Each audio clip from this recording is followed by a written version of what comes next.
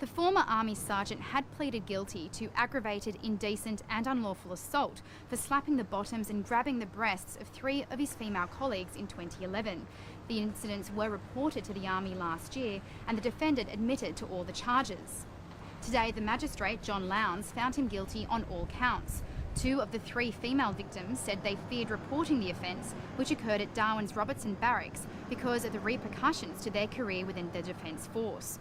The defendant was of a high ranking to the victims, but he was not their direct supervisor. The prosecutor, Ian Rowbottom, cross-examined 2 witnesses, both female colleagues of the defendant, who said they were surprised by the charges as it was out of character.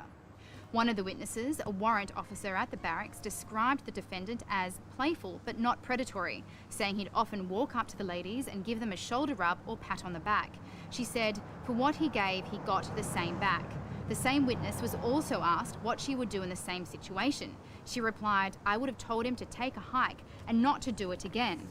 I would have left it at that. If he'd done it again, I would have reported it. His defence lawyer said his client had accepted he'd done wrong, but he was responding to what he considered was the norm in the workplace. After a lunch break, the former sergeant indicated he wanted to change his lawyer and consider withdrawing his guilty plea because he discovered that the offence carried a mandatory sentence of imprisonment. The case has been adjourned until next month.